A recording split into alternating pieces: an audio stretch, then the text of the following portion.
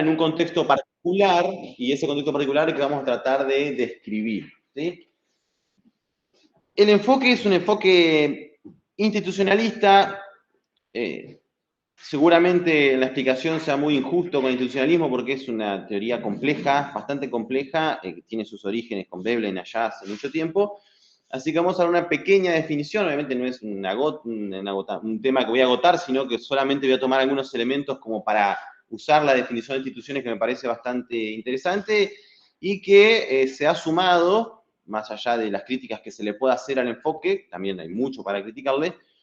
Me pareció interesante tomarlo fundamentalmente porque le incorpora a la mirada económica y sobre todo esta idea de agente racional una mirada distinta a la hora de estudiar el comportamiento de las personas de una perspectiva económica, ¿sí? Esto que vamos a ver, por supuesto, se puede profundizar de la perspectiva de la política pública, de la perspectiva de la sociología, y obviamente también de la antropología, y por supuesto es multidisciplinar. Esto es, como le digo, un enfoque y seguramente, no, más que nada por el poco tiempo por ahí que tenemos, porque la idea es dejar espacio al debate, como digo, deje muchas cosas ahí flotando que de última las podemos retomar después. Lo que yo planteaba como pregunta inicial, bueno, que son las instituciones, un concepto complejo y que sobre todo no tiene una unanimidad en la bibliografía. No es que uno diga, bueno, estos son instituciones, generalmente se toma la última, que es la de Nord, pero todo un recorrido previo, y Nord es injusto con las primeras tradiciones institucionalistas porque deja algunas cosas de lado, pero más allá de las definiciones que ahí las pueden leer, 3 nomás tomé, la idea es que y de vuelta, esto surge, y tengo que hacer la aclaración histórica, esto surge fundamentalmente con Veblen, un crítico, muy crítico respecto de cómo la economía más bien ortodoxa analizaba el comportamiento de las personas, esta idea del agente maximizador. Veblen era un personaje muy particular, muy retraído, una persona no muy socialmente agradable, entonces vivía refugiado, y esa actitud lo hizo trabajar mucho y generar mucha teoría al respecto, y muy importante. Pasa que después, con la Revolución Neoclásica, esto quedó de lado, y a partir de los aportes fundamentalmente de Nord, se trajo de vuelta la discusión. Bueno, un poco la idea de instituciones es que las sociedades, al momento de tomar decisiones, de vuelta vamos a pensarlo de la perspectiva de la economía, no solo se guían por esta idea del individuo y sus decisiones y sus preferencias, es decir, el individuo que quiere satisfacer sus necesidades y que sus decisiones las toma en función de, bueno, sacrificios y beneficios. Esto de premio-castigo, combino premio con castigo hasta que llego a esa función de maximización óptima que me da la mayor satisfacción. Lo que dicen los institucionalistas es que no es así, ¿sí? O que es injusto tratar o analizar el desempeño de las sociedades desde perspectiva económica de esta manera, porque estamos ignorando que influye un contexto, que influyen hechos históricos en los cuales los agentes están colocados, ¿sí? Que sus decisiones no son tan individuales, están influidos por una tradición, por la cultura, y también influido por el contexto en el cual pueda tomar esas decisiones. Es decir, las personas no pueden hacer lo que quieran para alcanzar sus objetivos, ¿sí? Entonces, una de las definiciones por ahí que más se utiliza es la de Nord, que habla de reglas de juego. Es una definición bastante interesante, bastante amigable, que define que, bueno, que el agente económico, cuando tiene que tomar sus decisiones, y las decisiones y la interacción humana la define a través de las transacciones, lo hace fundamentalmente rodeado de este contexto al que terminan llamando instituciones, que son básicamente reglas humanas, formas de hacer, tradiciones que se enquistan dentro de las sociedades y que otros autores un poquito más críticos de Nord plantean que en realidad varían de sociedad en sociedad, entonces no es tan sencillo, digamos, encontrar cuáles son las instituciones de una sociedad. De vuelta, institución no es organización, sino entiéndanlo como reglas de juego, formales e informales. Las formales básicamente podríamos decir las leyes, las normas, donde uno establece formas de conducta, y las informales son aquellas que guían la conducta de las personas. Entonces, ahí yo, más o menos, como para simplificar, puse en primer lugar que no hay una definición unánime de institución, incluye, como yo le decía, hábitos, formas de pensar, la cultura, etc. y que de alguna manera estas instituciones que están dentro de la mente humana, que no son reductibles, que no son tangibles, no son medibles, ¿sí? Pero que me permite contextualizar y yo las puedo hallar con categorías teóricas, de alguna manera le imponen a la decisión de las personas, ¿sí?, incentivos y limitaciones. ¿tá? O sea, van enmarcando el comportamiento, por eso lo de regla de juegos de Nord. Enmarcan el comportamiento de las personas y sus decisiones no van a ser tan maximizadoras sin influencia externa ni interna, es decir, un poco más complejo. Entonces ahí puse, digamos, son estructuras dentro de las sociedades que moldean conducta, influyen, establecen reglas, condicionan o generan incentivos dentro del desarrollo de una sociedad, es decir, configurar un sistema interrelacionado de conexiones sociales, económicas y culturales.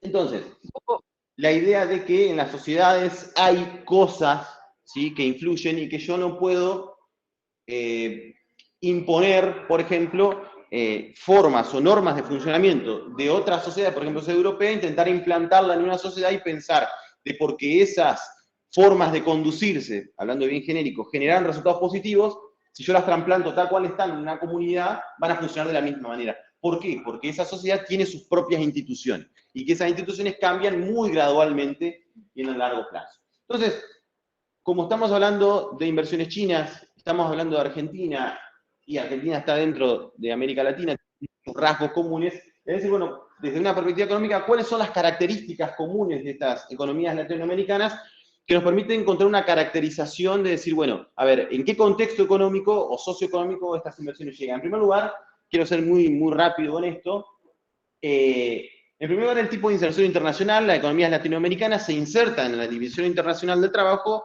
fundamentalmente como proveedores de materia prima. ¿Sí? Entonces, materia prima, recursos naturales, pobreza, explotación de esos recursos naturales como medio de subsistencia. Heterogeneidad productiva. Hubo un proceso muy importante en América Latina, después de, digamos, a partir de los años 30, 40, 50 hasta 70, donde se inició en toda América Latina, también en Argentina, un proceso de industrialización porque las teorías del desarrollo estaban planteando que la forma de alcanzar el desarrollo era a través de la industria. ¿Sí? Entonces se intentó, pero ese proceso quedó trunco y diría nuestro amigo Leandro Rodríguez, truncado por un conjunto de hechos históricos, que bueno, los invito en todo caso a leerlo, no hay tiempo para plantearlo. Pero quedaron las estructuras medias. Argentina, México y Brasil son por ahí los países que lograron un nivel de industrialización mayor. Pero sepa que el resto de la economía latinoamericana también intentaron un proceso de industrialización que después fue revertido porque el proceso de industrialización se criticó, etc. De ahí la idea esta de inconclusa. Los países de Latinoamérica, como bien lo saben, no emiten moneda internacional, entonces para sus transacciones internacionales necesitan de divisas, ¿sí? Entonces, cuando esas divisas no están o no llegan, entran en inestabilidad interna, esta es la famosa restricción externa, que particularmente se ve en países semi-industrializados como Argentina, o bueno, Brasil se ha primarizado bastante, o que tiene una estructura industrial más importante que nosotros, igual que México, empiezan a tener estos problemas cuando los flujos de capitales entran y salen y generan mucha desestabilización. ¿Sí? Por ejemplo, la crisis del tequila en el 90 generó un cimbronazo muy importante en la Argentina, o la propia crisis del 2008, con el problema de que no hay divisas, los capitales entran y salen. Dependencia tecnológica, lamentablemente, cuando nosotros queremos generar procesos productivos más eficientes, requerimos de tecnología que, por el tipo de estructura productiva que tenemos, requerimos traerla fuera, así que hay que implantarla acá. Y esto va, por ejemplo, si queremos hacer innovaciones o mejorar procesos, por ejemplo, vinculados con el tratamiento de residuos, esas cosas, o los tengo que importar de afuera y no los puedo generar adentro, pero para importarlo afuera necesito divisas. Y la pregunta es, ¿de dónde saco esas divisas? Las divisas se sacan o de inversión extranjera directa, o de préstamos externos, o si no, de las exportaciones de materias primas que hace el país. Entonces hay una dependencia, esa inserción externa, que los países, digamos, se ven obligados a mantenerla en este sistema de acumulación en el que están. Bueno, inestabilidad económica, fragilidad financiera, desigualdad y pobreza, más o menos lo podemos resumir en una misma cuestión, porque vivimos en Argentina y tenemos un nivel de pobreza altísimo. Argentina es el país en cuanto a inestabilidad macroeconómica, esto lo sabemos, no tengo que explicarlo demasiado porque lo vivimos todos los días, y América Latina no es el continente más pobre, el continente más desigual, ¿sí? Donde la distribución de la riqueza es mucho más desigual. Entonces, esos problemas, estas circunstancias, es decir, la inestabilidad, la dependencia externa, la dependencia tecnológica, la inestabilidad macroeconómica, establece condicionamientos al modo de acumulación, ¿sí? Entonces, si estos países se insertan internacionalmente a través de la exportación de materias primas, sus procesos de industrialización quedaron inconclusos o truncados, y encima hay tensiones sociales adentro, donde tenemos pugnas, y esto se ve muy claro en Argentina, respecto de gente que dice la industria no sirve, no hay que hacerla, y otro sector que dice sí, hay que industrializarse. Entonces un gobierno promueve la industrialización, otro promueve las finanzas, o solamente vivir del campo. Entonces entramos en esa tensión y el país no se termina desarrollando nunca. Pero en realidad que tenemos desigualdad y pobreza y hay que atacarla. Entonces, cuando los gobiernos tienen que tomar decisiones, lo primero que ven son estos indicadores.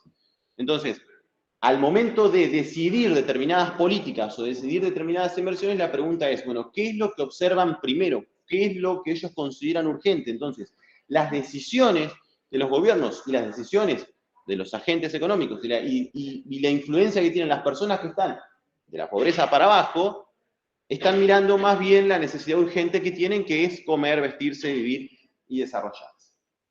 Entonces, ¿cómo influye esto en la atención? Que es un poco lo que yo les trato de decir. Algunos puntos en particular. Esta idea de división internacional del trabajo, y esto no es algo que yo diga yo, forma parte de los debates que se hizo en América Latina, sobre todo en el seno de la CEPAL, cuando a partir de más o menos los años 40 se empezó a aparecer esta crítica, bueno, a ver, el estilo de vida que tiene el mundo, generalizando, no permite, digamos, que en el mediano plazo el planeta soporte. Entonces, a partir de eso se empezaron a dar debates y en la CEPAL se financiaron, hicieron muchos proyectos de investigación donde se trató este tema. Una de las cosas que se identificaron, que es obvio, es que cuando uno caracteriza las economías, las avanzadas y las de Latinoamérica, se encuentra con que los países de América Latina explotan sus recursos naturales para sobrevivir, y los países ricos quieren mantener esa fuente de materia prima y su calidad de vida. Y le agrego calidad de vida porque ellos también están mirando, digamos, por ejemplo, el tema de Brasil, que hay tensiones muy importantes respecto del Amazonas, con Bolsonaro, que fue en unos años y permitió la tala y un montón de cosas. Entonces, los países centrales, ¿sí?, observan dos cosas. La fuente de recursos de materia prima para sostener su estilo de desarrollo, que entonces van a decir, no, yo necesito que estos países se mantengan como productores de materia prima, pero esa producción de materia prima tiene que ser de una manera que, digamos, de una manera perpetúe la reproducción de esos recursos para que ellos puedan hacerse de esos recursos. Y en segundo lugar, los países de América Latina dicen, bueno, yo tengo que hacer sí o sí la producción de recursos naturales porque tengo urgencias socioeconómicas adentro que si no lo hago con ese tipo de institución internacional, quedo afuera, ¿sí? Y estoy dejando un montón de elementos afuera del análisis, ¿no? Entonces, tenemos agendas, ¿sí? Una de ellas es la agenda ambiental, donde, digamos, bueno, venimos con una agenda diciendo necesitamos que la Argentina, así lo hago muy, muy genérico, incorpore la agenda ambiental a sus políticas públicas, a sus políticas de inversión, y que la gente incorpore la agenda ambiental. El problema es que si yo quiero incorporar esa agenda ambiental, tengo que entender que un conjunto importante de ese sector está mirando por ahí que no tiene para comer, o está mirando que en cada 4 años se le triplica el precio de la comida, o sube el desempleo. Entonces, yo por ahí le puedo plantear, no, mirá, tenemos que pensar un recurso sustentable, y el tipo con razón te va a decir, estoy siendo reduccionista, pero necesito ejemplificarlo así fuerte, te va a decir, bueno, pues yo no tengo para comer, ¿no? Entonces, cuando lo llevamos a la política pública dice, yo tengo que atender estas necesidades urgentes, ¿sí? Y lo que no quiere decir, reitero, que no se hayan incorporado a esa agenda, porque a partir de este debate que se dio en la CEPAL, se sancionaron muchas leyes, pero de vuelta, esas son instituciones formales. Yo necesito que la comunidad y la sociedad incorpore esas agendas y las pueda llevar adelante. Entonces, pasamos a decir, bueno, entonces, es el Estado el que tiene bajo su responsabilidad instalar la agenda y hacerla cumplir. Bueno, ya voy a volver a eso porque si no me voy a ir. De vuelta, las economías, y esto vuelve de vuelta a la idea de restricción externa que quise tomar, las economías de América Latina tienen un problema porque no son emisoras de moneda, por ejemplo, lo es Estados Unidos, que necesitan sí o sí, porque tienen esas tensiones internas de pobreza y un montón de fragilidades que no logra sortear, o no lo logra sortear por un montón de cosas, entonces necesitan sí o sí de sus recursos naturales. Incluso para financiar el desarrollo, si quisiese recuperar un proceso de industrialización, sí o sí tiene que explotar sus recursos naturales para tener esas divisas, porque si crece la industria, sube la capacidad instalada, sube la importación de insumos y sube la importación de bienes capital. Eso es, no hay vuelta, digamos, no podemos desarrollarnos aislándonos del mundo. Encima exportamos, no sé si directamente alimentos, pero sí productos vinculados con la alimentación. Forrajes para darle de comer a los animales, y sube el precio, como sube la soja, maíz, sube el precio interno. Entonces, claro, tenemos ese problema, la atención, bueno, yo necesito exportar, exporto estos productos, pero cuando tengo esta volatilidad, me pega porque son los que se definen como bienes salarios. Y encima, para infraestructura, para poder desarrollar sus sectores, se requiere inversión extranjera directa. Entonces, al momento de ver la política pública, dice, no, tengo todo este conjunto de problemas que tengo que solucionar, bueno, ¿qué decisión tomo al respecto? A lo que voy es que hay un condicionamiento del entorno económico que dificulta la toma de decisiones quizás más óptimas. Entonces, como para ir cerrando.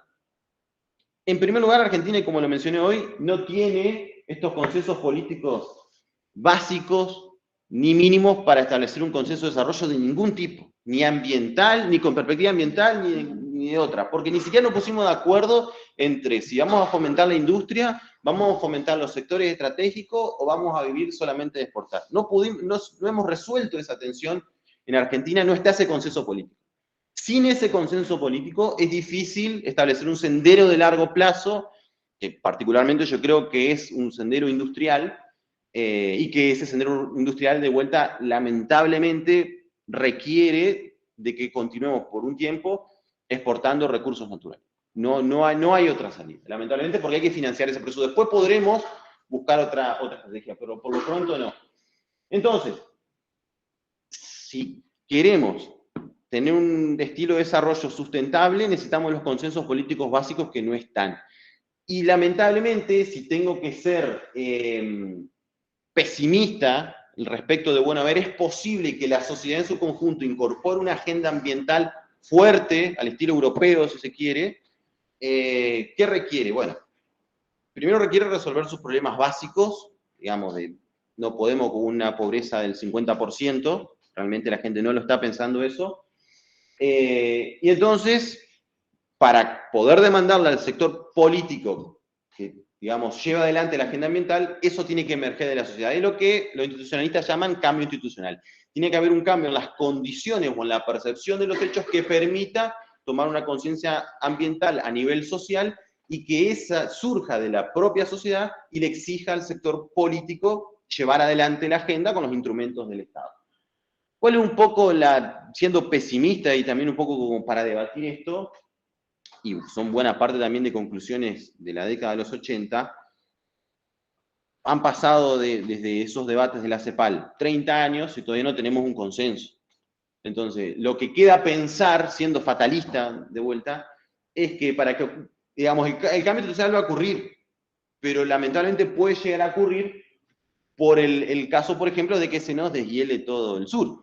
Digo, o sea, siendo agresivo, ahí sí van a tomar conciencia. Entonces digo, requiere lamentablemente de que se incorpore en serio una conciencia ambiental y de desarrollo sustentable la adquisición de un consenso político que tiene que estar legitimado políticamente y socialmente, ¿sí? Para que se pueda llevar adelante y se pueda hacer. De lo contrario, vamos a caer a esto que pongo, o sea, vamos a tener la conciencia ambiental cuando sea tarde, o sea, irreversible, ¿no? Entonces, por eso es un tema complejo y que digamos, estos debates se tienen que dar y tienen que llegar un poco a la idea. Entonces, para cerrar, yo puedo traer, por ejemplo, un programa diseñado en la ONU, en la CEPAL, diseñado en la Unión Europea, donde sea, donde tenemos sociedades, como dicen los institucionalistas, con instituciones fuertes, con reglamentaciones fuertes, bien cuidadas, bien diseñadas, y las voy a querer implantar en un país donde esas instituciones no van a funcionar porque la percepción, o mejor dicho, la sociedad no va a poder legitimizar del todo ese tipo de agendas, porque no las procesó, tienen que salir de adentro, tienen que generarse, hay todo un debate, digo, porque hay gente, como ahí lo pongo como el ejemplo del consenso de Washington, lo puse ahí, No, acá no lo puse en otro trabajo. Lo del consenso de Washington, que fue en la década 90, la idea era, el país no se desarrolla porque no tiene instituciones sólidas. Se intentó hacer eso y fracasó porque porque no se pueden importar instituciones, formas de funcionar en otra sociedad. Entonces, no se van a poder imponer, entre comillas, imponer también, y agendas también ambientales en la medida de que las instituciones no generen su propia conciencia ambiental a partir de una legitimización social, que yo entiendo, me hago cargo de lo que digo, que va a ocurrir solo si primero logramos un consenso de estilo de desarrollo que sea político y sea legitimado. Si no, vamos a seguir sin resolver los problemas de cómo queremos que resolvamos los problemas urgentes, difícilmente podamos consensuar otro tipo de cosas. Bueno, esto es un poco lo mismo, digamos, no hay los incentivos apropiados para que se pueda dar esto masivamente y se pueda instalar realmente una agenda seria. Digamos, yo estoy de acuerdo con que tiene que haber educación ecológica en las escuelas, pero eso no va a generar el cambio en la sociedad en la medida de que pasen 20, 30 años y Argentina y Latinoamérica sea igual en términos de pobreza, de desigualdad y de falta de oportunidades. Digamos, no va a cambiar, digamos, porque hay un conjunto de necesidades previas que tienen que ser resueltas y se van incorporando a medida que tengo otras cosas resolviéndolas. Lo que reitero, tienen que estar, tienen que desarrollarse, pero también tiene que estar la otra parte. Por eso pongo al final un pasaje de la Biblia que me pareció que calza bien con esta idea de que la institución no se puede importar. Si yo traigo, como dice ahí, un remiendo nuevo para un vestido, piensen que esto estaba escrito hace 2000 años atrás, vestido viejo, sobre todo si lo lavo, ese se achica como se achica el algodón y te raja el vestido viejo. Entonces, la idea es que hay que tener una agenda ambiental, estoy de acuerdo, pero esa agenda ambiental tiene que estar legitimada socialmente y para alcanzar esa legitimidad social necesitamos un consenso político y social respecto del estilo de desarrollo. Lamentablemente en Argentina todavía no llegamos a ese consenso político y soy pesimista en el mediano plazo respecto de que eso se logre. Un poco esa es mi fatalista afirmación al respecto, pero un poco también es para traer al debate esta cuestión.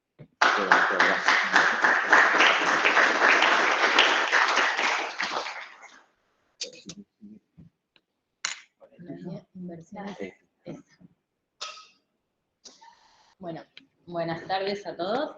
Yo soy Guillermina French de la Fundación Ambiente y Recursos Naturales, como bien presentó Joel, más alto. Okay. Como bien me presentó Joel, soy Guillermina French de Fundación Ambiente y Recursos Naturales.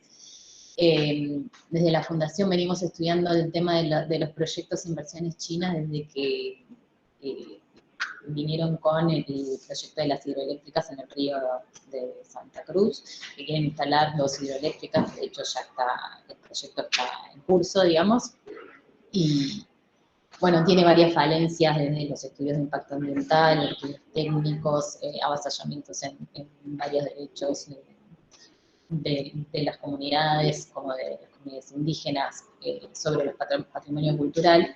Bueno, y a partir de ahí le hacemos un seguimiento al tema de las inversiones chinas, y en particular yo voy a hablar de las inversiones estratégicas en Argentina, las que tienen que ver con lo que es la agroexportación. Mi presentación está basada en un trabajo que publicamos el año pasado, que es las inversiones chinas, las inversiones de China en la infraestructura para la agroexportación, ¿quién se beneficia?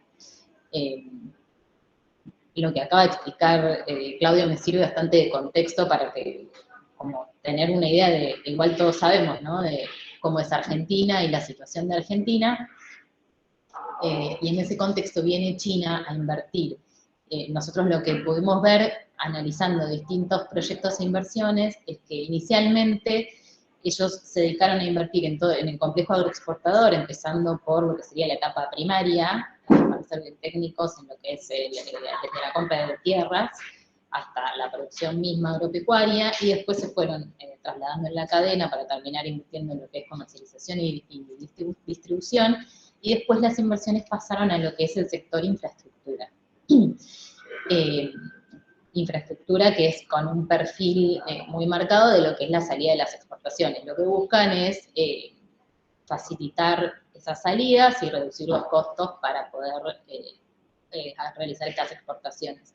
Como bien decía Claudio, las exportaciones son principalmente productos agropecuarios o que vienen del complejo, ¿no? Por ahí no es directamente la materia prima, tienen cierto grado de valor agregado, pero no son grandes productos de valor agregado.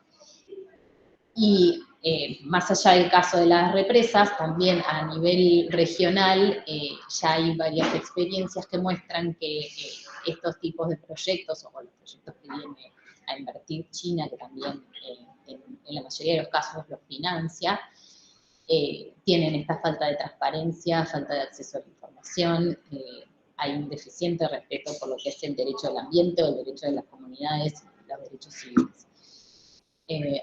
A ver, vamos a probar esto.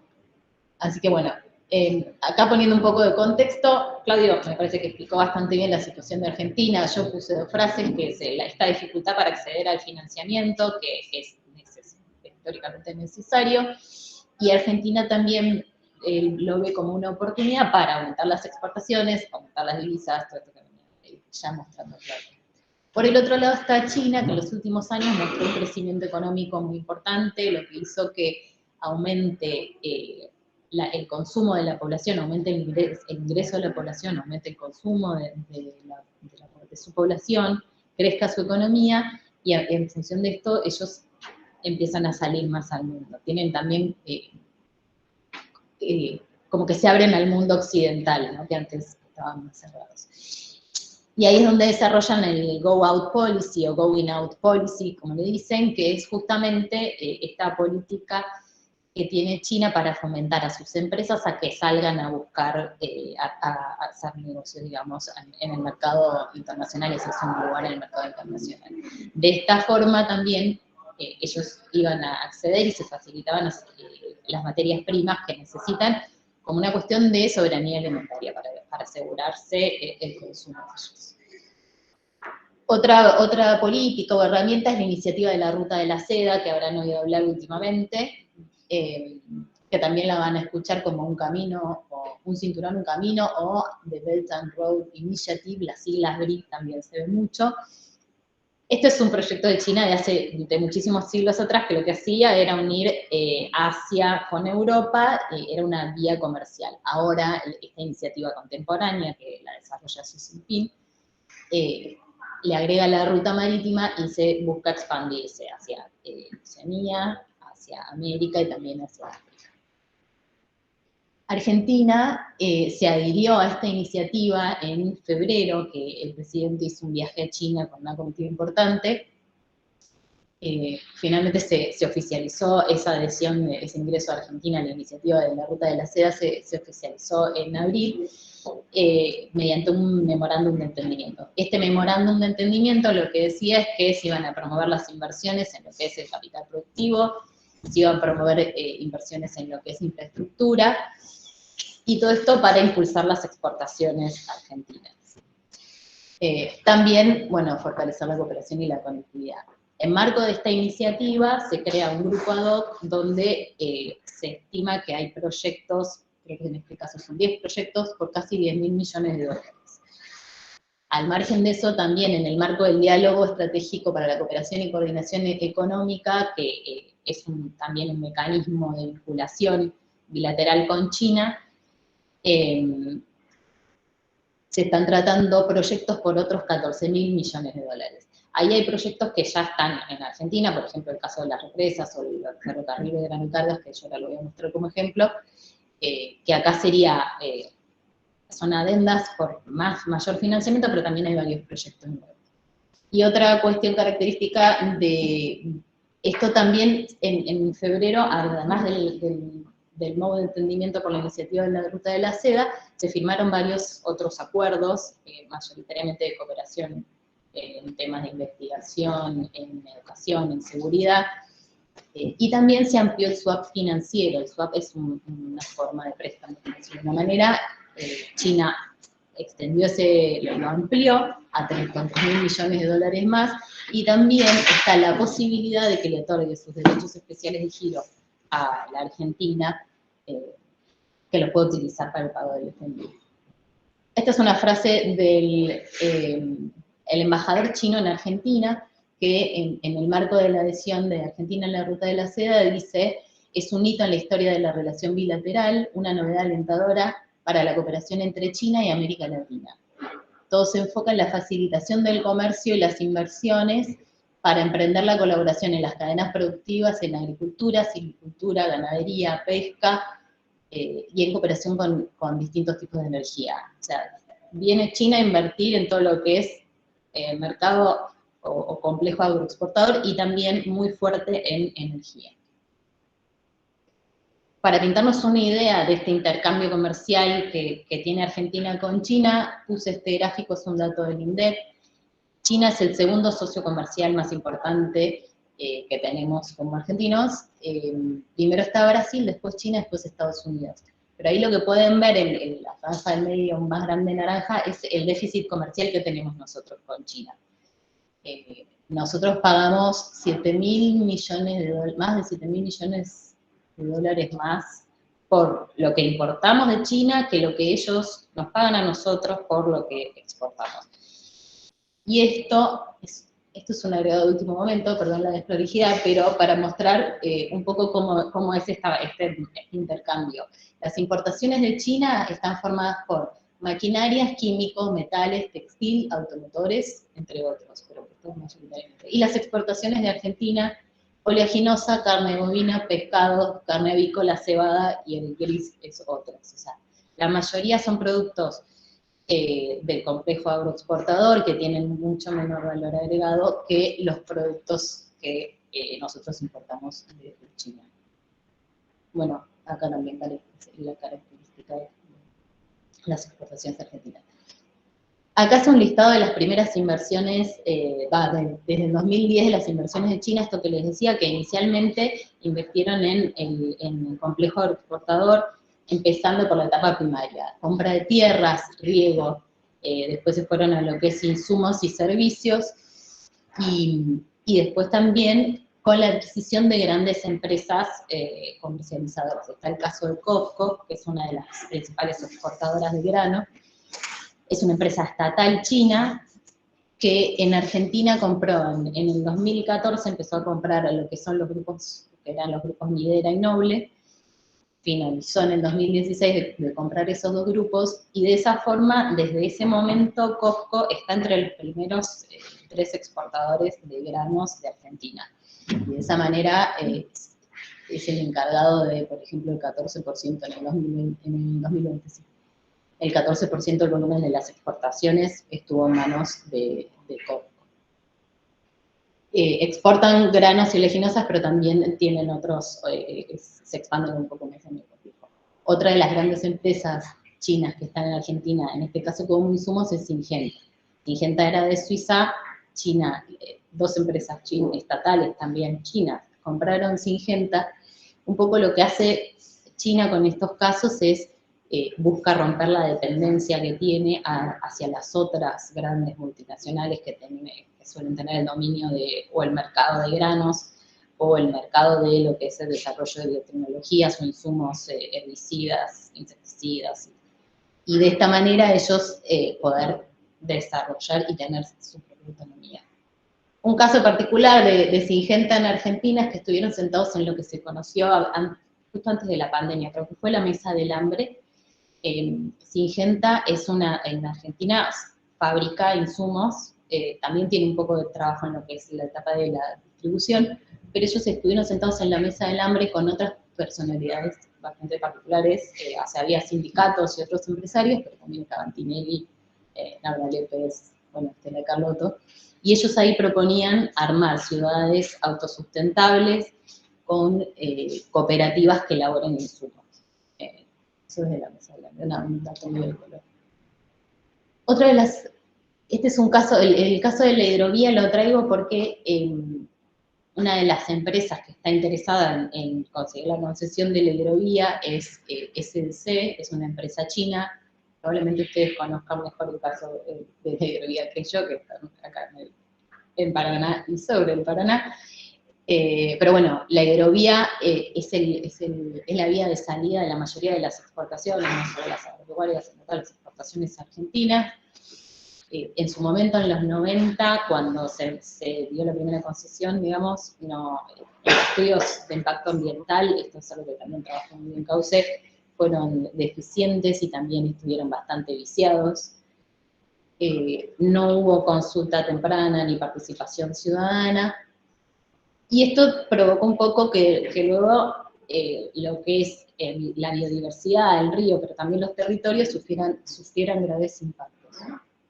Bueno, esta empresa que está interesada en tener la concesión, SCDC, es una empresa estatal china que es subsidiaria de otra super mega empresa estatal china, que estuvo involucrada en varios casos particulares. Por ejemplo, en Brasil, en el que estuvo en el Lavallato, que era fue un caso muy importante de corrupción. En ese momento estaba negociando en Argentina, o estaba participando de la licitación por unos gasoductos en Córdoba, entonces se dio de baja porque estuvieron bastante involucrados. Otro caso de corrupción en Tanzania.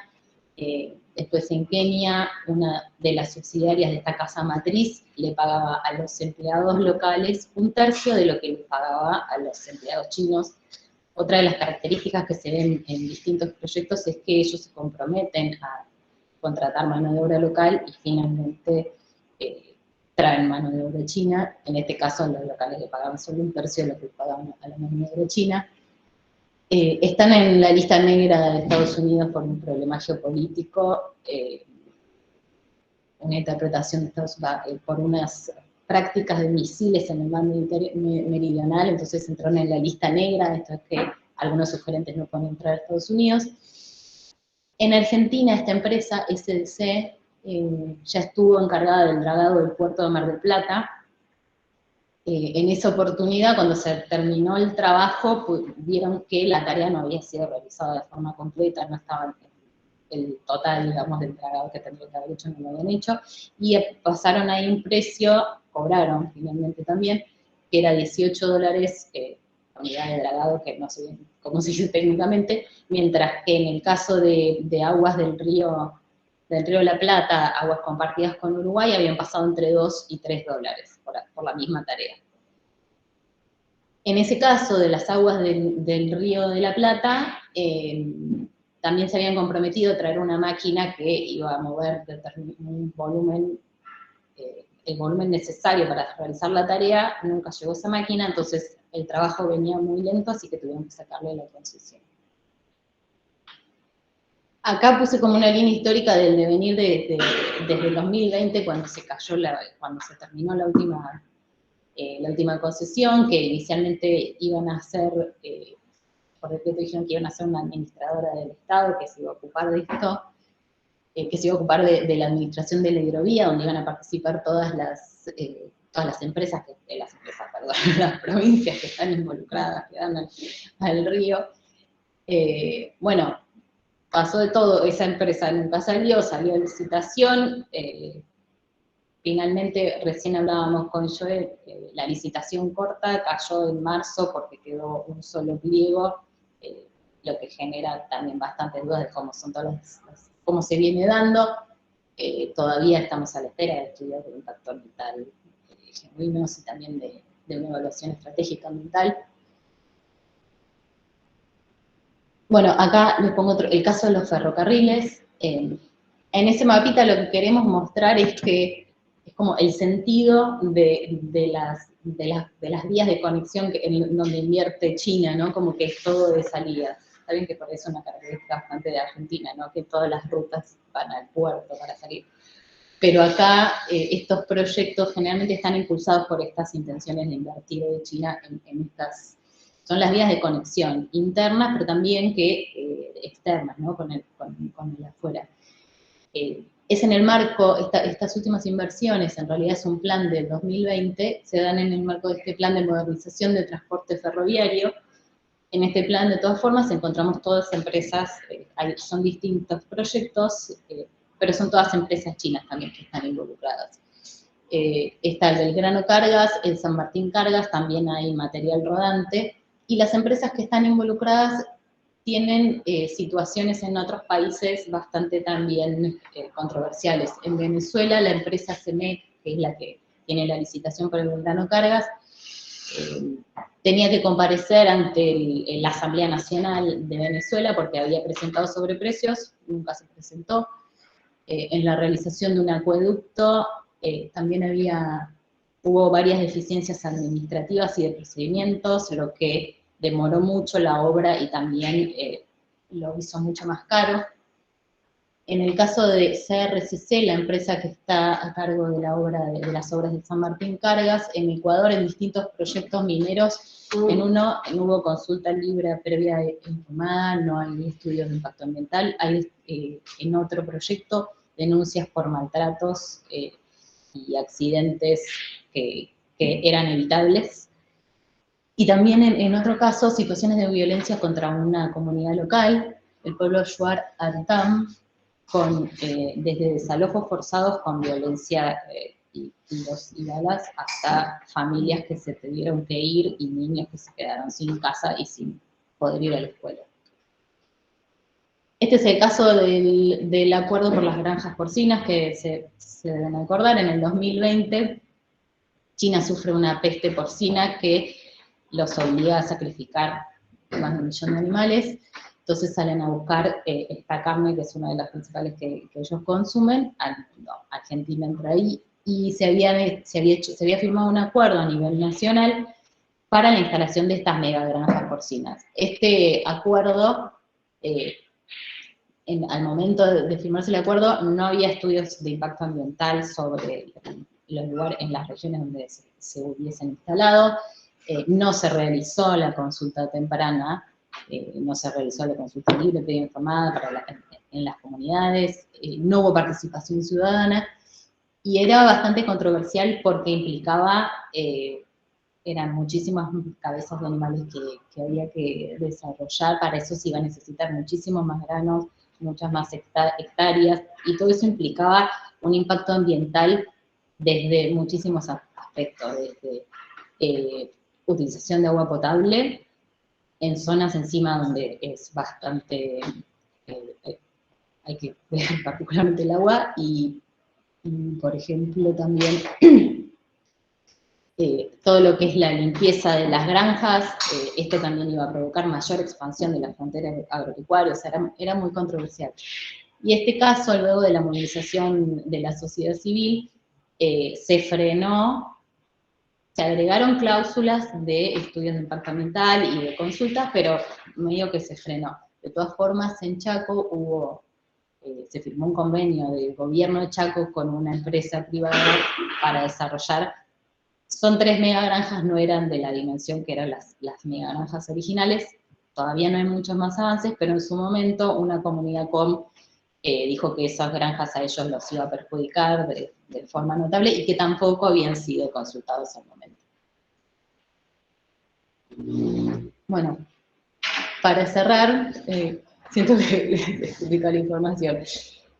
Esto, un poco, la idea era esto, mostrar que China viene a invertir y también financiar, porque no lo mencioné, pero en los casos de los ferrocarriles, los que financian son, en el de San Martín es la misma empresa la que financia, y eran 2.600 millones de dólares. En el caso del Belgrano Cargas, los que financian son bancos chinos, el ICBC y el CDB. Entonces ellos vienen a invertir y financiar esta producción agropecuaria para garantizarse los alimentos, luego la infraestructura para poder llevarlo a bajo costo. Y Argentina, bueno, Argentina es quien tiene que velar por estos procesos de estudio de impacto ambiental, quien tiene que cuidar que se realicen, y tiene las normas para hacerlo. Seguramente todavía son pulibles esas normas, se pueden seguir trabajando, pero siempre suelen ser débiles o no estar estos procesos para cuidar a las comunidades, para cuidar el ambiente. Suele haber falta de información. En el caso, lo que vemos en muchos casos de los proyectos con China es, antes de que finalmente se concreten, tienen cláusulas de confidencialidad, y entonces no podemos acceder a la información. Ahora me estoy acordando particularmente en el caso de la central nuclear, que son varios los casos, pero no lo podés ver porque hay una cláusula de confidencialidad y cuando firmaron los acuerdos previos, ellos deciden que no se pueden mostrar. Y esta relación, un poco teniendo en cuenta este contexto de Argentina, existe una relación, un vínculo muy fuerte con China, pero finalmente es decir, no es equilibrado. Lo que hace China con estas inversiones y este financiamiento es tener un control y poder sobre cuestiones bastante particulares para Argentina e importantes, ¿no? Considerando que nos basamos necesitamos de estas exportaciones a nivel macroeconómico hablando. Y siempre las consecuencias están sobre los bienes ambientales y sobre las comunidades. Siempre son los que lo pagan. Eso.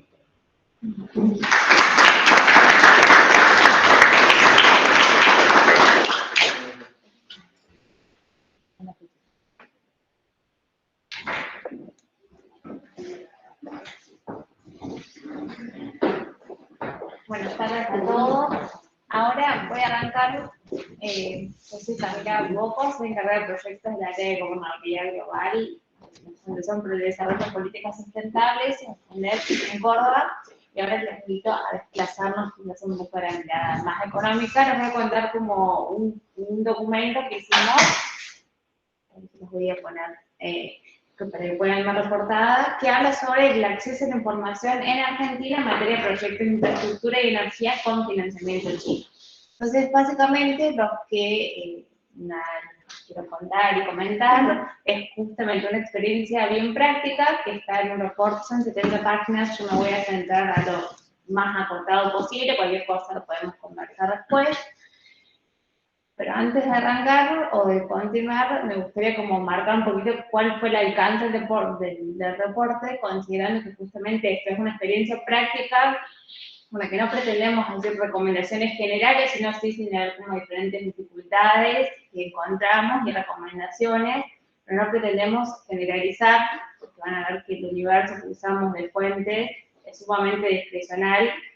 Antes de generalizar o de hacer recomendaciones generalizadas, pretendemos quizás hacer recomendaciones más preliminares y sí poder ver el abordaje que se le da de diferentes fuentes cuando uno quiera acceder a este tipo de información o información pública sobre el proyecto de infraestructura y energía chinos. Entonces vemos que el análisis está centrado en el ámbito nacional, las solicitudes de información, que ya voy a comentar un poquito después, que se hicieron todos al ámbito nacional. También se hicieron de carácter virtual, se hicieron por lo que se llama la plataforma de trámites a distancia, y también el reporte está hecho desde la experiencia, si se quiere, de la ciudadanía en general. ¿Qué quiero decir con esto? Que no es quizás una persona que investiga o que es académico y que está más acostumbrado pueda recurrir a diferentes fuentes de información por su experiencia. No es yo, persona interesada, o quizás que necesito tener información de algún proyecto, bueno, ¿cómo es mi situación cuando quiero acceder a sitios web o a pedir información al Estado? ¿Con qué me encuentro? Entonces, eso es un poco el alcance. Y también decía que el documento realiza recomendaciones que se le hacen al Estado, si se quiere de forma más general. Todo esto, las recomendaciones están basadas en un marco jurídico que existe en Argentina que garantiza el derecho de acceso a la información pública, que es la Ley de Acceso a la Información Pública justamente, que es la número 27.275, que es una ley relativamente nueva que se sancionó en 2016. Bueno, el contexto en que situamos este trabajo creo que ya quedó sumamente claro, los compañeros lo pudieron como exponer muy bien. Voy a quizás tomar como algunas partecitas. China se ubica como la segunda economía, como ya es bien sabido, más grande a nivel global, luego Estados Unidos, y también esta posición que fue tomando, también se ven diferentes, cómo va ganando campo en diferentes terrenos, como el comercio global, inversión extranjera directa, y esto también el campo ganado, también se ve que cómo aumentaron exponencialmente las vinculaciones entre China y América Latina y el Caribe. Y Argentina en este caso, obviamente no quedó exenta lo que es la tendencia de la región y es uno de los países que mayor inversión en infraestructura recibió, y algunos dicen que es el que más, en realidad, financiamiento en infraestructura recibió. Entonces, en todo esto, también lo que nosotros queremos hacer énfasis, o hacemos énfasis en el documento, es el acceso a la información y la transparencia como, además de un derecho como sumamente necesario, ¿sí? Para poder hacer el monitoreo de los proyectos, la evaluación, para que las personas también que pueden estar afectadas o potencialmente afectadas por estos proyectos puedan acceder a información. El proyecto no se instala en una realidad ni en un ambiente totalmente aislado, sino que se inserta en un, digamos, el proyecto, por decirlo de alguna forma, llega a un lugar donde ya hay un ambiente, si se quiere, y personas, o una sociedad y una comunidad. Entonces, también desde ese punto lo consideramos como central. Por otro lado, cuando nosotros hablamos de proyectos con financiamiento chinos y demás, sean bancos, sean IFIs, instituciones financieras internacionales que propongan, digamos, este financiamiento, tenemos que saber que también tienen la obligación, si quieren, o el deber al menos, de seguir ciertos estándares en materia de acceso a la información, en materia social y en materia ambiental. No están en una realidad totalmente ajena y pueden venir y llegar a ser autofinanciables, digamos. No sé si estaban al tanto que existe una ley, quizás, sí. Bueno, sí.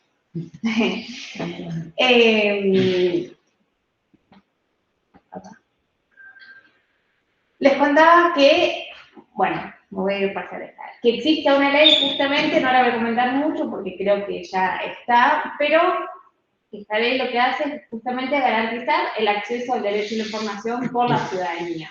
O sea, lo que hace es que el Estado tiene el deber, si se quiere, de no solamente como a demandar información a demanda, sino también por publicarlo activamente. Ya vamos a ver el concepto de transparencia activa. Ahí van a ver que yo voy pasando más rápido, después cualquier cosa nos podemos centrar por una cuestión de tiempo. También establece que toda persona humana, jurídica, o sea, físico-jurídica, pública o privada, puede acceder a información, sea en formato virtual, como que es como nosotros hicimos todas las solicitudes, que ahora en un ratito voy a entrar, o en formato escrito, que es llevándolo a una dependencia, digamos, a donde esa dependencia esté, generalmente suelen estar en Buenos Aires, cuando hablamos a nivel nacional. Y también, eso es algo como muy importante, retomando después lo que voy a seguir, que esta información que brinda el gobierno o los organismos dependientes del Estado tiene que ser, por la mayor cantidad de medios posibles, tiene que ser clara, tiene que ser bien estructurada y también tiene que tener el mayor nivel de precisión. Que vamos a ver que es algo que no pasa, al menos con los proyectos de infraestructura y energía chinos. Y también, por último, la ley establece que la información tiene que, tiene que funcionar en un plazo de no mayor de 15 días. Acá. Está como pintado. Sí, está claro. Ahí está bien. ¿Está bien? O sea, lo que vos puedes tener un plazo de 15 días hábiles para responder. Si no responde, puede pedir un pedido de prórroga antes de que finalicen estos 15 días hábiles por otros 15 días hábiles más. Si no, estaría como infringiendo la propia ley, digamos, los tiempos estipulados por esta ley. Acá van a ver que me voy a detener en como que ya les mencioné, un concepto como que transparencia activa y transparencia pasiva, que seguramente ya los manejen, pero cuando hablo de transparencia activa es el deber que tiene el Estado, que lo pone la ley de acceso a la información pública, de, si se quiere, divulgar información. Como siempre digo, no es solamente poner información en sitios web, sino que esté clara, que esté estructurada, que esté sencilla, que esté accesible, que cualquier persona pueda entenderla. Y la transparencia pasiva es cuando uno solicita a una persona ciudadana, solicita información, responder con estas mismas características de claridad. Bueno, no quiero volver a recordar mucho. Entonces, yo decía que el documento lo que hace es ver, indagar qué pasa cuando queremos acceder a información pública, ¿sí? Para ver qué pasa, justamente, llamarlo de una forma muy general, yo lo estoy contando, revisamos fuentes estatales y fuentes no estatales, o revisamos sitios web de fuentes estatales y de fuentes no estatales, y también hicimos solicitudes de información pública, cubriendo la transparencia activa y la transparencia pasiva cuando hablo de lo que refiere al Estado. La próxima. Bueno, ahí son las fuentes estatales que consultamos y las fuentes no estatales también. No me voy a detener, después si quieren nos podemos seguir, así llego a esta parte que quizás puede ser lo que más le interese. Y bueno, es como el qué pasa cuando solicitamos. Enviamos 21 solicitudes de información pública entre junio y octubre del 2020. De esas 21 solicitudes, 15 solamente fueron respondidas. ¿No? Bien. Bueno, ahí son algunos de los proyectos que, bueno, en realidad son todos los proyectos que nosotros pedimos.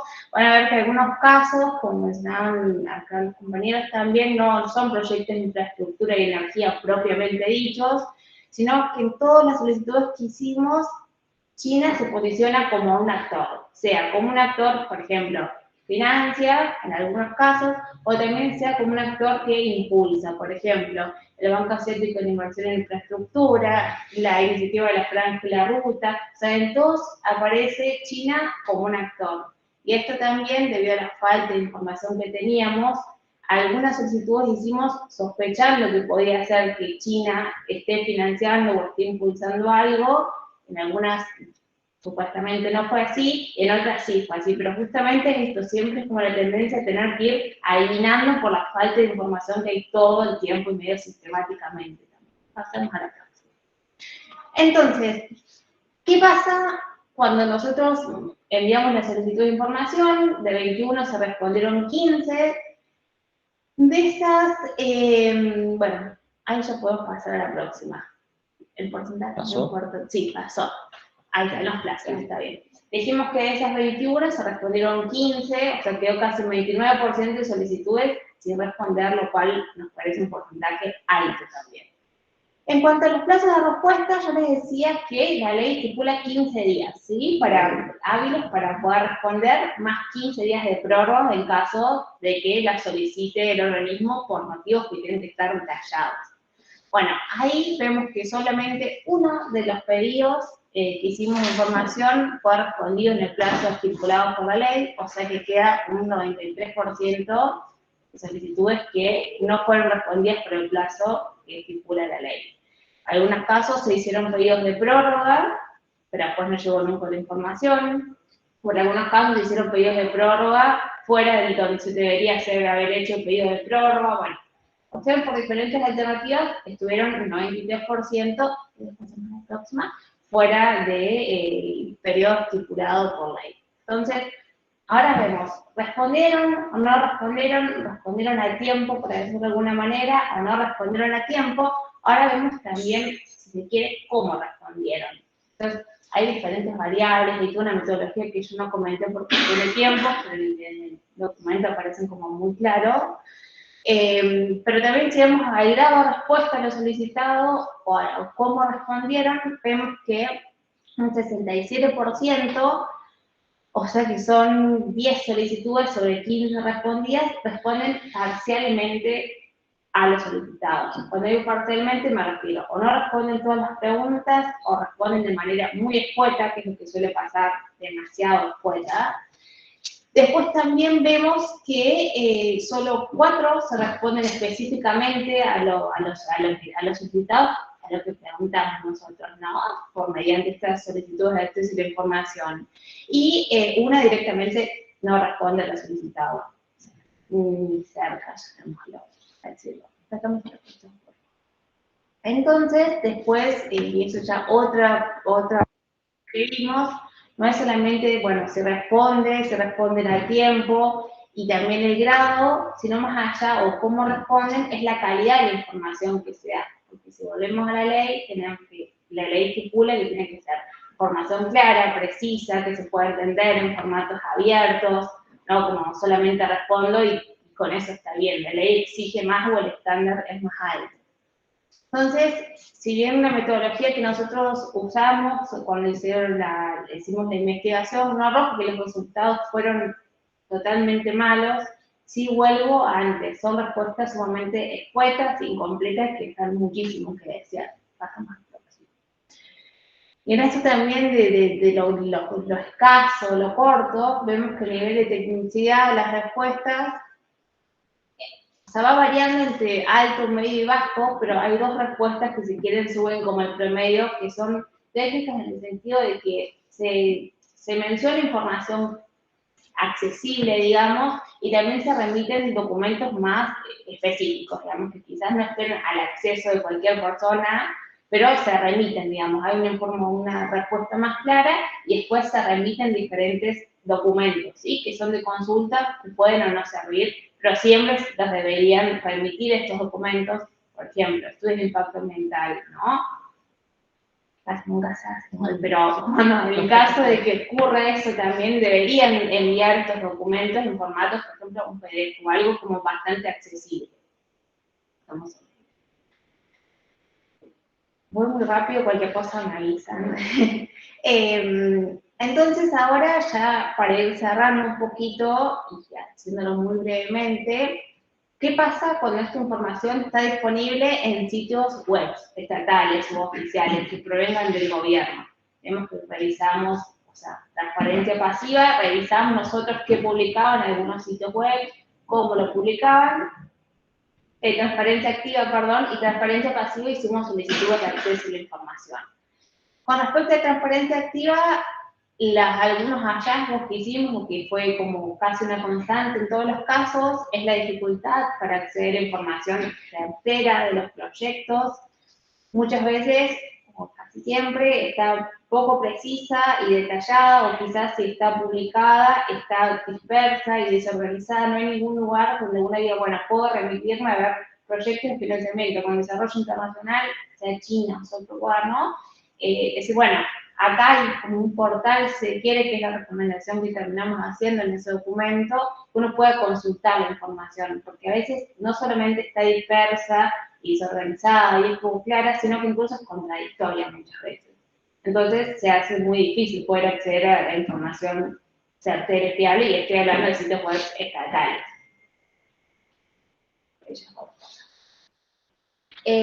Con respecto a la información de fuentes no oficiales o no estatales, ahí tomamos algunas revistas especializadas, portales académicos y medios periodísticos, todo a nivel nacional.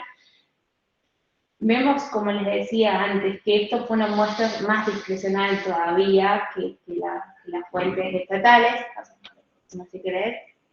Pero se puede decir que la calidad de la información que aparece en las fuentes no estatales, según la metodología utilizada, es de mediana calidad, que también los sitios web que trabajan, estos estoy hablando de unos sitios web más especializados, son bastante sencillos de acceder y de navegar. Una de las cuestiones que se utilizaron fue, bueno, la cantidad de clics que me lleva a mí para llegar a la información que quiero buscar, y no son demasiadas, me parece como bastante claro, intuitivo, para decirlo de algún modo.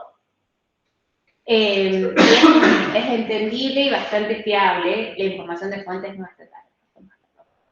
Bueno, pasamos a entonces, habiendo un recorrido muy rápido, llegamos, si se quiere, a la parte, algunas de las recomendaciones que tomé. Bueno, en el trabajo se aborda, esta fue nuestra experiencia, muy detalladamente, con las fuentes estatales, con las fuentes no estatales, con los pedidos de información, y le hacen recomendaciones.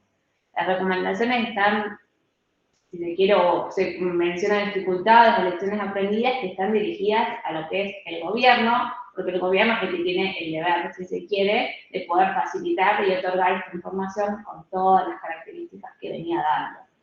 Entonces, por eso, en el marco del acceso a la ley de la información pública, y hay muchas otras leyes, por ejemplo, podemos mencionar la ley del régimen de libre acceso a la información ambiental y demás.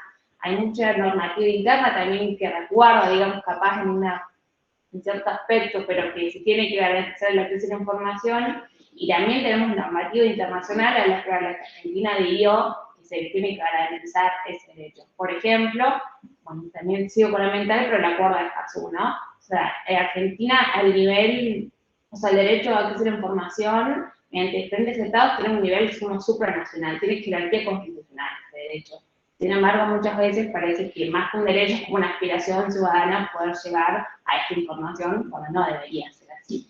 Entonces, vuelvo de que me había quedado. Cuanto a aspectos a destacar, creo que es muy positivo, más allá de las falencias que pueda tener, que existe una ley que garantice el derecho al acceso a la información, sobre todo pensando en esto, en comunidades que pueden estar afectadas, en personas que tengan la necesidad y también, sí, realmente la necesidad de saber.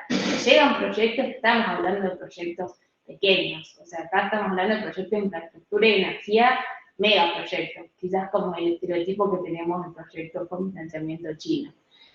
Entonces, un aspecto a destacar es la existencia de esta ley. Otro es la sencillez para realizar, o la relativa sencillez para realizar solicitudes de información por la página, o sea, virtualmente, por trámites de instancias, no sé si algunas probaron, pero es como relativamente sencillo. También todo esto se publicó este documento en 2021, las solicitudes se hicieron de junio, decía octubre del 2020, o sea, tenemos un pleno confinamiento, o sea, una etapa de confinamiento total por COVID. Sin embargo, más allá de las falencias, se respondieron a estas solicitudes de información, y también las páginas web que uno puede hacer la solicitud de información contienen una información clara de cómo hacerlas, que eso también está bueno, estén cumpliendo con lo que dice la ley. Sin embargo, si bien como celebramos los avances grandes que hubo, hay fuertes debilidades y en la implementación de la ley que sí o sí tienen que mejorar para que justamente pueda ser un derecho y deje de ser un poco esta aspiración. Las principales se relacionan con el nivel de respuesta y la calidad de respuesta. Básicamente, el Estado tiene que responder mucho más de los pedidos, en realidad tendría que responder todos, y la calidad de las respuestas tiene que ser mejor, porque tampoco nos sirva que responda una parte y parcialmente con respuestas muy expuestas, y tampoco nos sirva que responda todo con respuestas expuestas. Y por ley tienen que ver porque tienen que responder todo, sin salvo hay excepciones, como 12 o 11 excepciones, pero debería responder todo y de forma clara, o sea, que cualquier persona pueda entender lo que se está mencionando.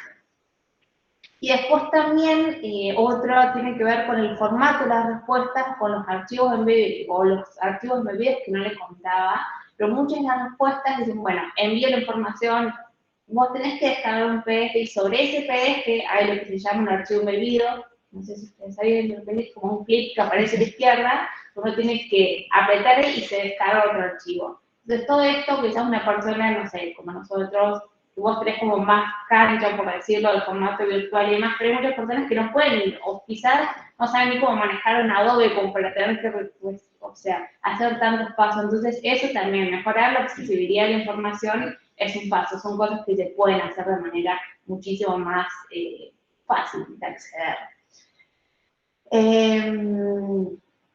Bueno, sí, sobre todo esto, además de fortalecer el derecho al acceso a la información, como decía, fortalecer la ley y demás, queremos, como recién también ellos mencionaban, que las principales personas o los principales afectados terminan siendo el ambiente y la comunidad. Y a eso, para poder, digamos, de alguna forma dejar de ser tan perjudicados o para poder empezar a ser beneficiados, digamos que es impredecible, o sea, muy importante que esto, se pueda acceder a la información también como una herramienta, no solamente la calidad de una aspiración constantemente, como decía, o un derecho a mejorar, sino que realmente es algo necesario. Y bueno, eso sería mucho. Gracias.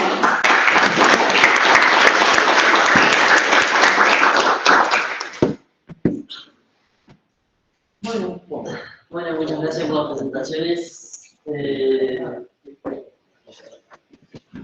Bueno, para hacer un resumen, digamos, Claudio como que mostró un aspecto general en lo que es el desarrollo y la controversia con el ambiente, digamos, que todavía las instituciones no toman una agenda ambiental, y bueno, él en un aspecto muy pesimista, como que estamos lejos de eso, de generar esa tensión en las instituciones. Yo optimista, vos no lo conocés. Se hace mal. Se hace mal, está bien. Pero bueno, para un poco opacar ese pesimismo, en principio celebrar este espacio porque nosotros estamos en la Facu de Ciencias Económicas, con carrera bastante estructurada y duras, y estamos teniendo un encuentro que se vincula al desarrollo ambiente. O sea, como un primer punto de inicio en que realmente las estructuras están tomando en cuenta la perspectiva ambiental y están dejando de lado esa perspectiva únicamente económica, política, y bueno, se empieza a ver otra arista que también es lo que buscamos, en este caso particular de las inversiones chinas, que no solo se hable de lo económico, sino también del trasfondo y se tenga una perspectiva integral de lo económico, político, social y ambiental. Entonces, para celebrar este espacio, agradecer a la Facu por el lugar que nos brindó. Y segundo, también en específico para este tema que nosotros analizamos y estudiamos un poco, que es inversiones chinas. Bueno, Claudio mostró el pantallazo general de cómo esa vinculación china para la región latinoamericana está dada en un contexto que los gobiernos o los países tienen una dependencia externa, tienen un modelo primario de que sí o sí exportan materia prima y que van más de mano de un sistema de capitalismo que es el extractivismo directamente o está muy vinculado a las actividades extractivas y que siempre son contextos de desigualdad, de pobreza, de inestabilidad macro como Argentina. O sea, el principal ejemplo más cercano a Argentina, que todos los días cambian los precios y todos los días cambian las condiciones. Y cómo este financiamiento chino, que bueno, puso varios ejemplos Guille, tanto para proyectos de centrales nucleares, parques eólicos, ferrocarriles, represas hidroeléctricas, todo mega proyectos de nueva infraestructura que en sí repercuten sobre el territorio y sobre las comunidades, y generalmente vienen dados, o esa inversión o financiamiento viene dado con condiciones preferenciales, pero preferenciales para China, no para el país donde él invierte y donde lleva a cabo sus proyectos.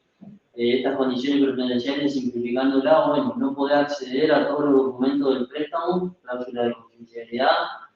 Bueno, ¿qué vengo? Vengo a invertir en un proyecto, en una mega obra de infraestructura y ¿qué hago? Bueno, viene la corporación china, se instala en el territorio, trae sus empleados, no deja que participen los empleados de la comunidad local, digamos, y a la vez ese beneficio o ese proyecto en un post o mediano o largo plazo lo termina beneficiando a ellos. O sea, muchas veces el financiamiento chino viene a una región inestable, con un contexto económico-político vulnerable, en busca de esto, de decir, como creo que Guille decía, de decir, bueno, ¿qué le falta a China? Y China es un país que tiene más de 1.400 millones de habitantes y el mercado alimenticio siempre va a ser insuficiente. Entonces, bueno, ya hay prácticas que en su propio país o territorio tienen prohibidas, pero en otros países que tienen un contexto subdesarrollado o más vulnerable no están prohibidos y viene y lo realiza acá el proyecto, mejora toda la logística para importar ese producto y llevárselo en condiciones mucho más beneficiosas para ellos mismos. Entonces, todas esas prácticas que tienen prohibidas en su territorio, va a otro territorio que es mucho más vulnerable y las aplica ahí, y en definitiva también se termina beneficiando económicamente de ese proyecto.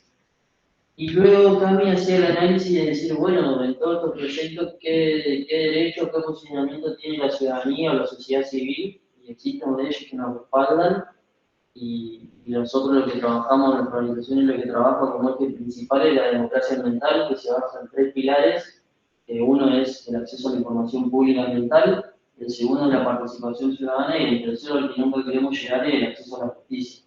Entonces tenemos una herramienta simple que muchos desconocemos, que cualquier persona puede aplicar, que es decir, che, voy a hacer una SAIPA, una solicitud de acceso a la información, y la presento ante tal organismo, y decir, bueno, quiero conocer un poquito más sobre lo que se está haciendo en nuestro territorio, en relación a un proyecto específico, en relación a cualquier iniciativa, sea de Paraná, de Entre Ríos, de Argentina, de cualquier otro lugar, digamos. Y que también, como decía Cami, es deber del Estado, digamos, de involucrarse y realmente dar una respuesta que sea oportuna, eficaz, sencilla y accesible, porque generalmente la experiencia que tenemos de las organizaciones es que cuando vas a hacer una solicitud de acceso a la información por cualquier proyecto, tiro el ejemplo de Paraná, nosotros estamos trabajando en el tema de los arroyos, los proyectos que la municipalidad hace con arroyos y cómo afecta a los mismos, y siempre nos encontramos con limitaciones de que la información, primero, no es inconclusa, como decía Cami, y es inoportuna porque le dan información cuando el proyecto ya está ejecutándose. Entonces, ¿qué análisis puedo hacer yo eficaz o qué opinión, criterio puedo aportar o qué alternativa puedo aportar a un proyecto del que recién obtuve información cuando ya lo estaban ejecutando? Entonces, bueno, también para sacar el pesimismo de Claudio, celebro, porque también es como un ambiente nuevo de conocer que hay organizaciones en la sociedad civil que se dedican a estas cosas y que cualquiera puede formar parte, y que cualquier persona puede ir y pedir una consulta o un asesoramiento en relación a estas cuestiones. Así que eso por hacer un breve resumen de lo que hemos hablado, digamos, y bueno, si tienen consulta para ellos, también. Allá. Buenas, bueno, me perdí la primera exposición, pero las otras dos estuvieron buenísimas. Y recapitulando, ¿no? Viendo la historia argentina, cuando se hicieron las inversiones para construir los sistemas ferroviarios, tenían un poco esta misma lógica de la hidrovía, ¿no? Era un sistema colonial, ahora estamos viendo un sistema neocolonial. Y yo siempre pongo acento en que sostuvimos la misma constitución desde que se creó el Estado argentino. Desde 1856 tenemos prácticamente el mismo cuerpo normativo en su parte dogmática, ¿no? Además, seguimos teniendo el artículo que dice que fomentamos la inmigración europea, por ejemplo. Y la pregunta es si ustedes ven que en el sistema jurídico hay lugares por donde se meten estas inversiones, ¿no? Y si una nueva constitución, como está sucediendo por ejemplo en Chile, desde el principio de que cada generación tiene el derecho a darse su propia constitución, si desde una constitución nacional se podría limitar la manera en que un Estado viene y realiza sus inversiones y con eso decide el destino de territorios y sociedades. ¿Cómo hackear? Yo puedo contestar si quieren, desde mi perspectiva, pero si ustedes quieren hablar, no tengo problema. Plantear un cambio constitucional ya de por sí es complejo en Argentina. Es una cuestión difícil. Convengamos que si se quiere, en Chile ocurrió, pero ocurrió por la fuerza, digamos, hubo un levantamiento social muy importante, de una constitución que venía de Pinochet, digamos, un contexto muy particular y de un país muy particular como Chile, y en un contexto muy particular que fue el de la pandemia. O sea, conjugaron muchas cosas. El tema, desde mi punto de vista, es el siguiente. Ella lo comentaba, había un montón de cuerpo normativo, pero de ahí a que se lleve a la práctica es complejo. Si yo lo puedo poner constitucional, hay un montón de derechos constitucionales que en la práctica no se cumplen. Entonces, yo no sé si se puede limitar, pero sí hay algo que hay que hacer, y que es lo que yo planteaba, como decía que no estuviste al principio, es que Argentina no puede resolver con un consenso básico, pero básico es decir, el estilo de desarrollo que quiere. Si no puede resolver ese consenso básico, porque hay una disputa política, y que incluso tiene su raíz de 1810 hasta acá, cuando lo único que cambió fue la forma de gobierno, si se quiere, pero la estructura social siguió siendo la misma, digamos, eso no cambió, difícilmente hacer una reforma de esas características, que incluso podríamos plantearla, pero podría traer otras cosas que compliquen la cuestión social. Desde mi punto de vista no creo que traiga ningún tipo de solución, porque es instalar lo que yo hablaba al principio, una institución formal en una estructura social en la cual va a ser agua, digamos, se va a discurrir entre los dedos y que no se va a terminar cumpliendo, y que si por ahí se hace el planteo de la justicia, capaz que la justicia te lo tiene 10 años, se prescribe. Entonces, no creo que podría ser, si se quiere, un resultado, pero no el mecanismo por medio del cual yo puedo llegar a garantizar determinadas cosas. Es mi punto de vista, me parece que el problema de Argentina no va por el lado de lo normativo, no podemos llenarnos de normativa, pero de ahí que se lleve a la práctica. Claro. Sí, yo para sumar, no soy abogada, así que no entiendo, no sé bien el tema de la Constitución, pero existen ya varias normas. Bueno, decís que es muy difícil. De a poco yo siento, por ahí es muy lento, bueno, sí, necesitamos que sea un poco más rápido, que se empiezan a usar, se empiezan a conocer un poco más, seguramente se puedan trabajar más y de una manera más articulada, ¿no? Desde las mismas organizaciones, los mismos organismos del Estado, pero también desde los distintos territorios, pero ya tenemos una base con la que trabajar y probablemente con eso, o sea, hay que tratar de que se cumpla y poder utilizar eso. Que se cumple, que se palma. ¿Cómo? Que se cumple, que se palma. Sí, tal cual, tal cual. Hablen nomás, tendencia. Yo no iba a discutir un punto que vos dijiste al principio, que marcaste como este problema, como un problema de costo de oportunidad, como diciendo, como elegimos un sistema productivo industrial o elegimos un sistema de materias primas agropecuario, y a partir de eso vamos a salir para adelante. Lo marcaste ahí como necesitamos tener Un consenso. Un consenso y una manera de cómo generar ingresos, cómo entrar divisas al país. Forma parte, por ahí no sé si quería cerrar la idea. Yo porque a mí lo que me hace ruido es que no somos los únicos, como dije, somos todos los países de Latinoamérica que estamos en esta crisis. China tiene estas estrategias en todos estos países. Caso ejemplo de Brasil, que ellos abrieron las puertas, encontraron la industria eléctrica, a la exportadora, y lo que ellos dicen, no, nosotros estamos creciendo económicamente, pero lo que se ve es que no repercute toda esa plata que entra al país, en la industria, no se mejora los sistemas productivos. Por ejemplo, nosotros seguimos produciendo soja, y de la misma manera que hace post Segunda Guerra Mundial. Entonces, no sé si es tan lineal esa idea de que si entran divisas o plata a partir de exportación de materias primas, eso repercute a la larga en un sistema de desarrollo económico. Yo creo que ese es el problema que hoy en Argentina creo que se tiene esa idea de que, bueno, necesitamos del campo para que entre esa plata y vemos cómo desarrollamos la industria nacional. Yo creo que hoy, en la evidencia que tenemos hoy, el mercado de grano está en alza y el banco central está vacío.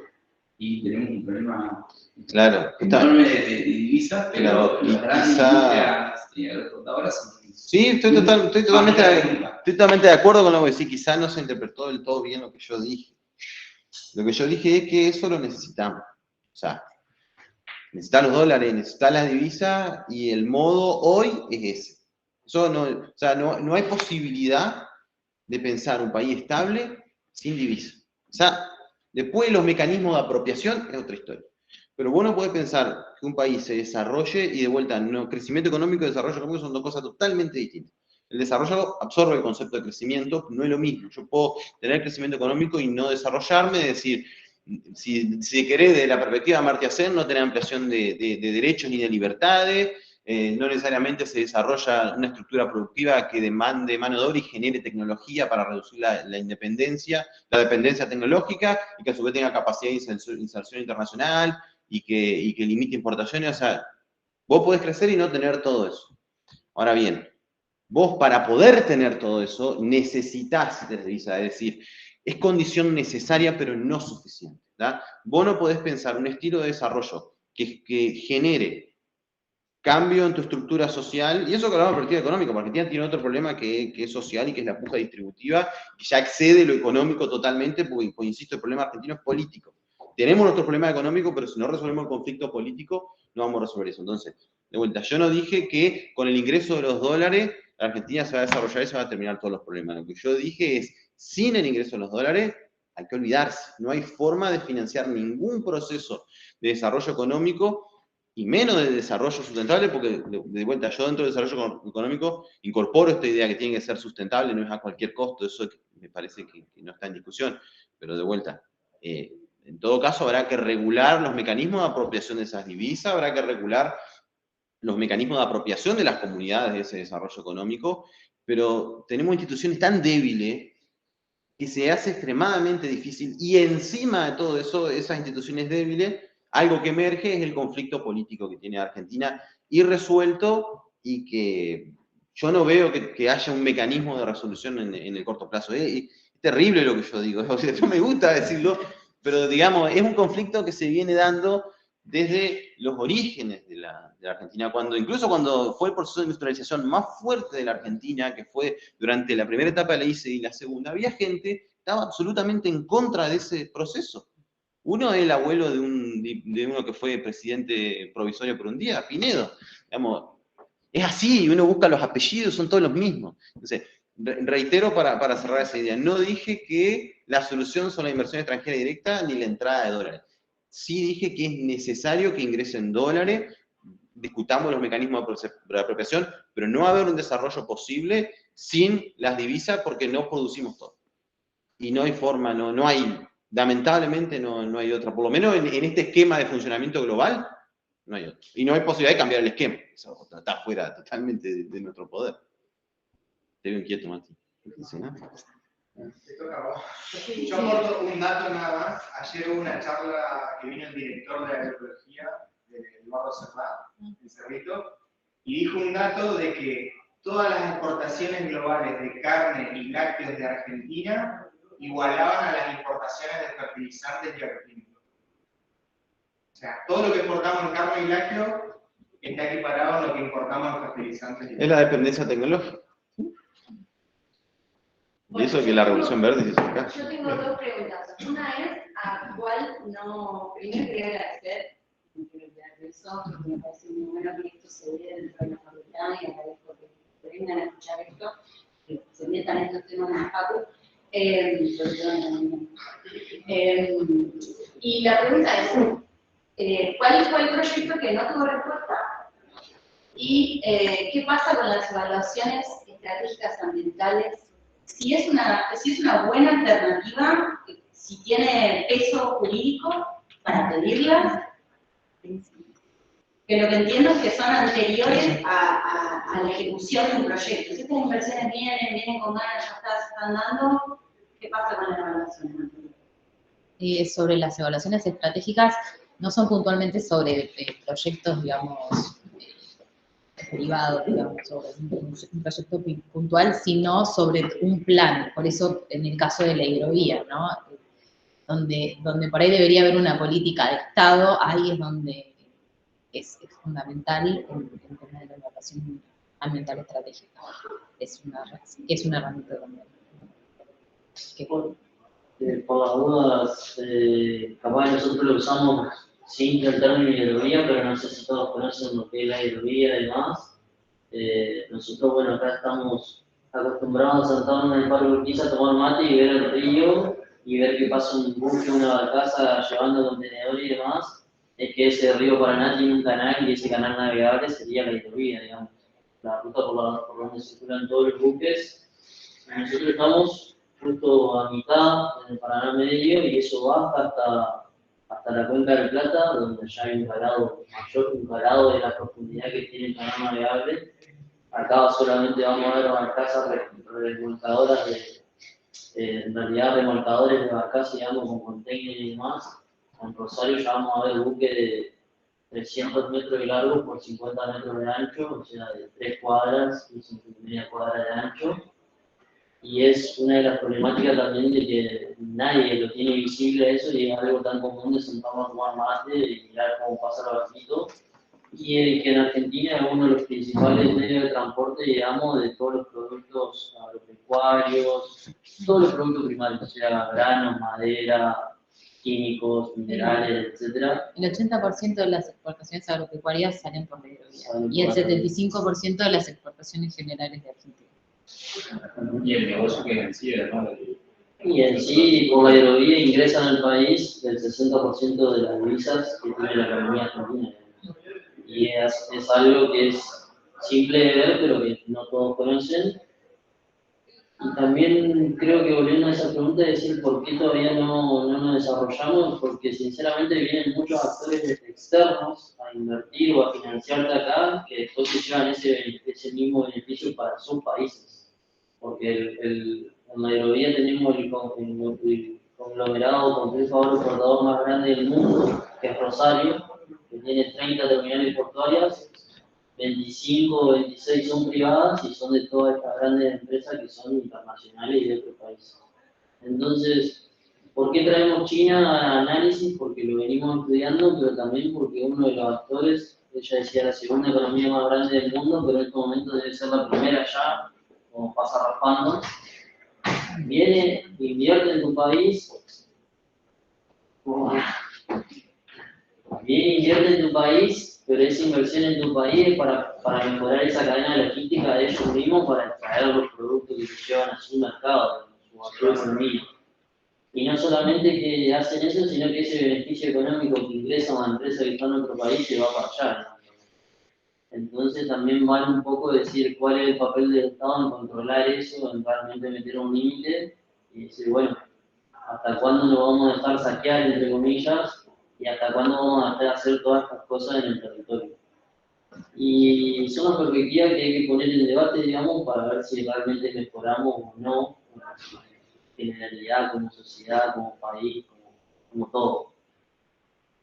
Y bueno, es un poquito para cerrar la idea, pero para cerrar la idea, bueno, lo de la hidrovía también lo venimos desarrollando hace bastante, por suerte tenemos bastante influencia o incidencia en lo que respecta a la hidrovía, más que nada las organizaciones acá, entre Los Ríos y Santa Fe, y el proyecto de elaboración estratégica ambiental de la que hacía mención vos, es un plan, pero en torno a un megaproyecto que decía acá, ¿no? La Cuenca del Plata, Brasil, Uruguay, Argentina, Bolivia, Paraguay.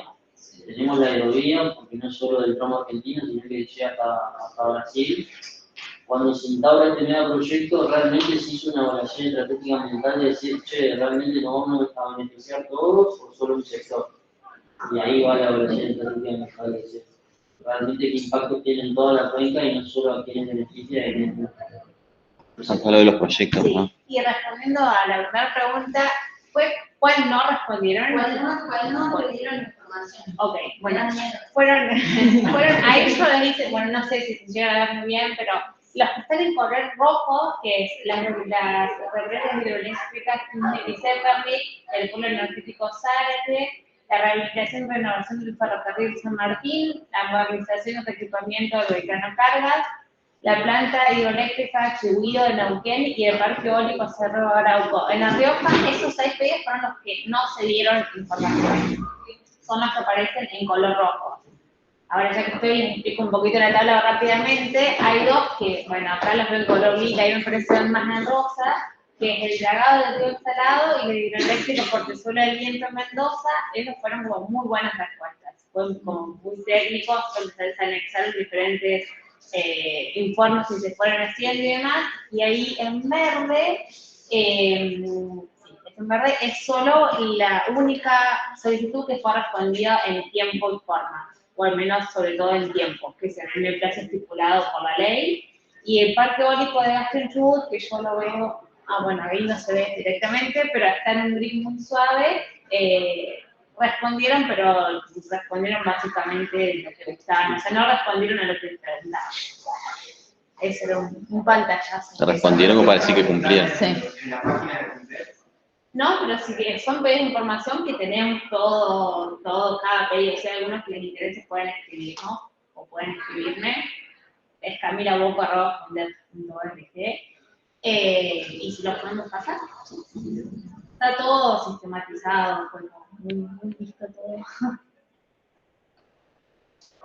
¿Es posible que esos acuerdos que mencionaban con China, que tienen esa famosa cláusula de confidencialidad, escapen a esta legislación nueva del 2016, de que no sea accesible la información? A la ley de acceso a la información pública, en realidad, bueno, no sé.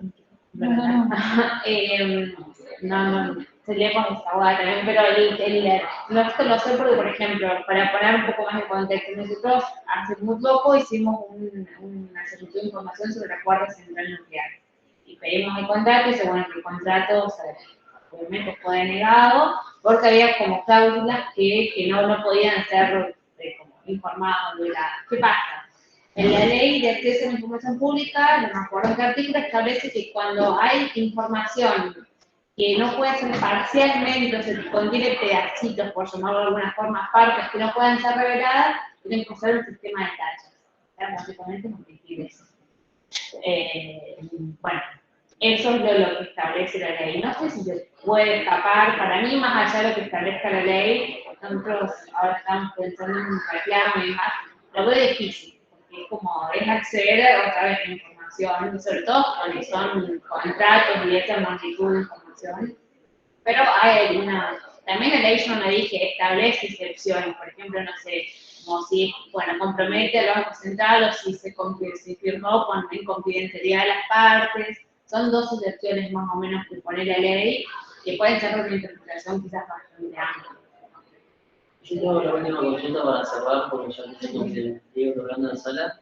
Ahí vi que había 5 proyectos en rojo, que bueno, central nuclear, parque eólico, represas y demás. ¿Esos a su vez son los proyectos que más financiamiento reciben? ¿Han recibido? No necesariamente, bueno, las centrales nucleares, sí, sabemos que la cuarta central nuclear en realidad es mucho el monto, no quiero perder el monto, pero son entre 8 y 9 millones, pero no necesariamente son los que más financiamiento reciben. Bueno, ya tenemos semana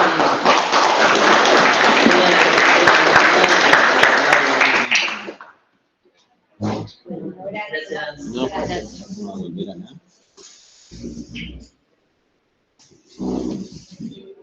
no.